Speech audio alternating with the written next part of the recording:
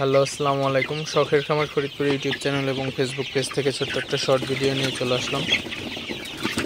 তো আজকে আমার সোনালী সুপার হাইব্রিড মুরগির বয়স 42 দিন। তো 42তম দিন রাতের আপডেট আপনাদের সাথে শেয়ার করব।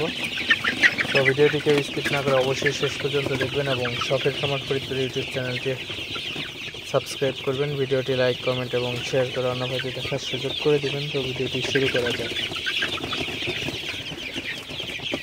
তো আলহামদুলিল্লাহ, আপনারা দেখতে পাচ্ছেন আমার সোনালী সুপার হাইব্রিড মুরগিগুলা মাশাআল্লাহ খুবই ভালো আছে এবং সুস্থ আছে।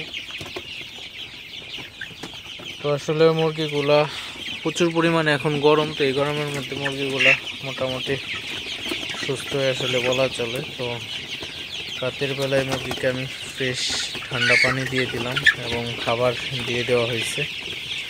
তো মুরগিগুলাকে একটু তাড়াই দিছি রাতের বেলায়, আসলে যাতে সব মুরগিগুলা খাবার খেতে পারে এবং ফ্রেশ পানি খেতে পারে। তো অনেক সময় দেখা যায় আসলে খাবার এবং ফিট এবং পানি দেওয়ার পরেও কিন্তু অনেক সময় দেখা যায় মুরগি খায় না, অর্থাৎ মুরগিগুলা যেগুলো বসে থাকে ওইগুলা কিন্তু আপনার না তাড়াইলে উঠে খায় না। তো এই জন্য কিন্তু অবশ্যই মুরগিগুলাকে আপনার তাড়াই দিতে হবে, একটু পরপর তাড়াই দিলে সব মুরগিগুলো উঠে খাবার খাবে এবং ওজনে কিন্তু সমস্যা হয় না। তো অনেক সময় দেখা যায় মুরগিগুলা না খাওয়ার কারণে কিন্তু মুরগিগুলা ছোট বড় হয়ে যায়।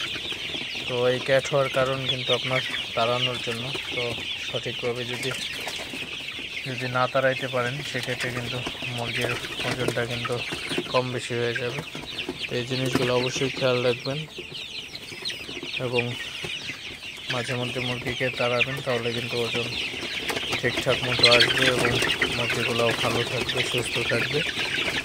তো এই প্রচুর গরমের মধ্যে কিন্তু মুরগিকে এমনি বেশি বেশি তাড়াইতে হবে, তাহলে মুরগিগুলো কিন্তু বেশি সুস্থ থাকবে, ভালো থাকবে। তো যাই হোক, ভিডিওটি আর বেশি লং করবো না। সবাই ভালো থাকবেন, সুস্থ থাকবেন। শখের খামার ফরিদপুর ইউটিউব চ্যানেলটি অবশ্যই সাবস্ক্রাইব করবেন। ভিডিওটি লাইক, কমেন্ট এবং শেয়ার করে অন্য ভাইদের দেখার সুযোগ করে দিবেন। তো দেখা হবে অন্য কোনো নতুন ভিডিওতে, নতুন কোনো আপডেট নিয়ে। সে পর্যন্ত সবাই ভালো থাকবেন। আসসালামু আলাইকুম।